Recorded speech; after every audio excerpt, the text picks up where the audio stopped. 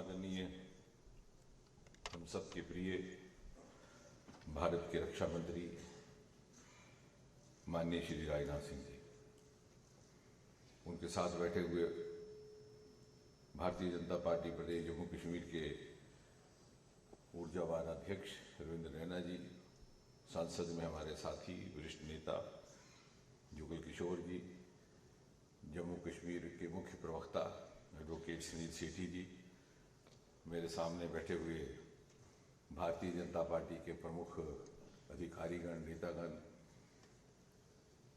और सुरक्षा बलों के अधिकारीगण, मुझे लगता है कि हम सब जब माननीय राजनाथ जी को सुनने आए तो कोई बहुत औचित्य नहीं है बड़ी बात करने का, परंतु अब ये कह दिया गया है तो मैं तो केवल इतना कहूँगा कि अभिनंदन के साथ साथ मन में एक विचित्र आनंद का भी अनुभव होता है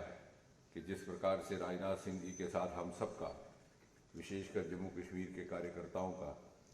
एक बड़े लंबे कालखंड से बड़ा करीब का संबंध रहा है।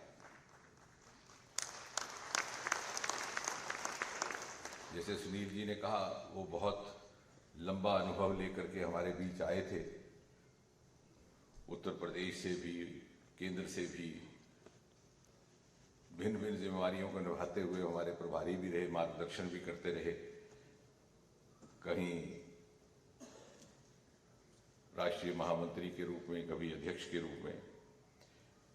और जितना प्रवास उनका रहा है जम्मू कश्मीर का पिछले 10-15 वर्षों में, मुझे नहीं लगता कि अधिकतर इतना प्रवास हो पाता है केंद्र से किसी नेता का। और शायद कुछ लोगों को स्मरण होगा कि यूपीए की सरकार में एक सांसदों का दल बना था, Jammu Kashmir MPs expert group, वो भी आप ही की अध्यक्षता में था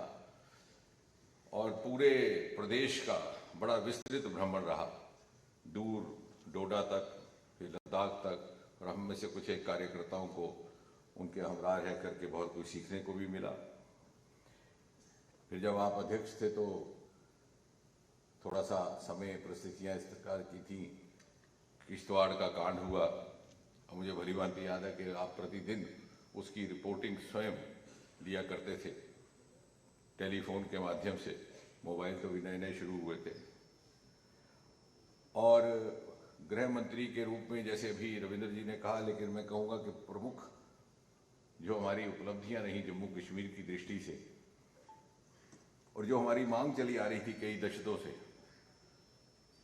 पहला तो जो बंकर्स का निर्माण हुआ वो आदरणीय राजनाथ सिंह जी के कार्यकाल में हुआ। बड़े लंबे समय से बंकर की एक मांग थी कि जब भी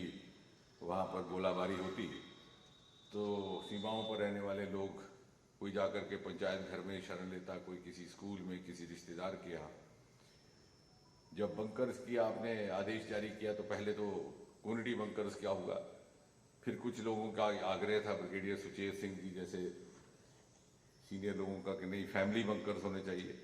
आपने हमारा वो भी आग्रह स्वीकार किया, हालांकि उसके लिए बहुत अधिक बजट की भी व्यवस्था करनी पड़ी। दूसरी मांग, चूंकि ये युवाओं का कार्यक्रम है, एक बहुत बड़ा भेदभाव हो रहा था 4% आरक्षण का, जो एलओसी पे दिया जाता था लेकिन अंतर्राष्ट्रीय सीमा पर नहीं दिया जाता था, क्योंकि तत्कालीन जो नेशनल कॉन्फ्रेंस और कांग्रेस की सरकारें थी उन्होंने वोट बैंक के आधार पर वहाँ आरक्षण दे दिया, लेकिन यहाँ उनको लगता था कि शायद वोट की इतनी अपेक्षा नहीं है, तो इस क्षेत्र का तिरस्कार हुआ था। वो भी आपके होते हुए हमें 4% आरक्षण प्राप्त हुआ। और युवाओं की ही दृष्टि में से ही आप ही के होते बटालियंस रेज करने का भी आदेश हुआ।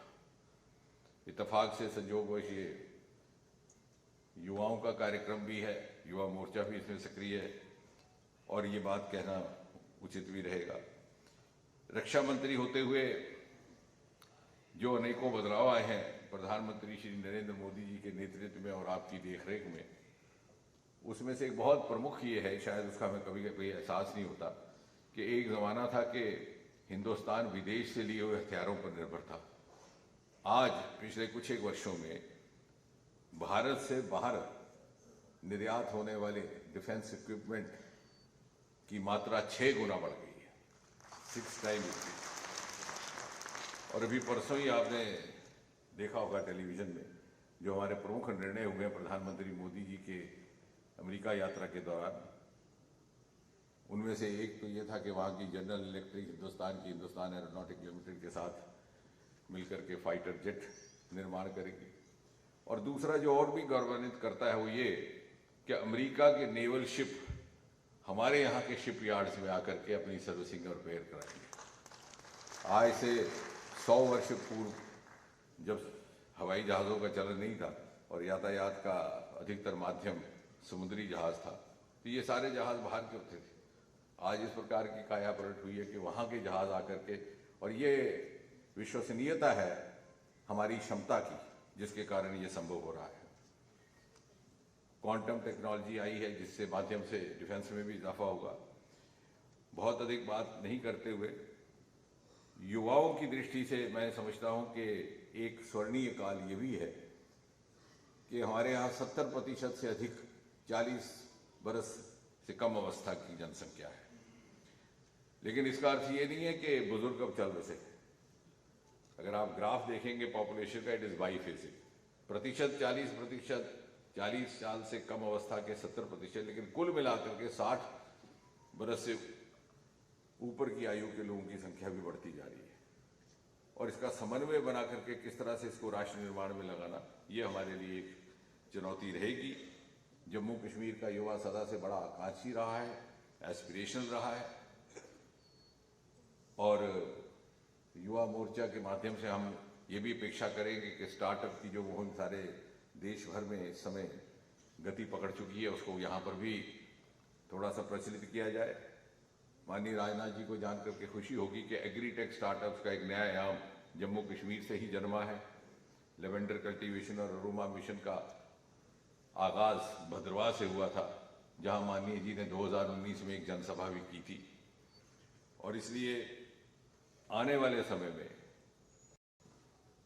जो युवा आज इस समय 30-35 वर्ष की अवस्था में है, उनके पास परमात्मा का ये वरदान रहेगा कि भरपूर ऊर्जा और भरपूर क्षमता के साथ वो अगले 25 वर्ष सन 2047 के शताब्दी भारत के निर्माण में लगा पाए। और मुझे लगता है कि युवाओं की प्रेरणा की जब बात की जाती है तो उसके लिए भी माननीय राजनाथ सिंह जी से बेहतर कोई और उदाहरण नहीं रहा होगा कि युवावस्था से ही इन्होंने समाज और राजनीति में मान्यता प्राप्त की, एक से एक श्रेष्ठ जिम्मेवारियों पर है और उनको श्रेष्ठता से निभाया। हम सब आपको सुनने के लिए उत्सुक है माननीय जी। बहुत बहुत धन्यवाद।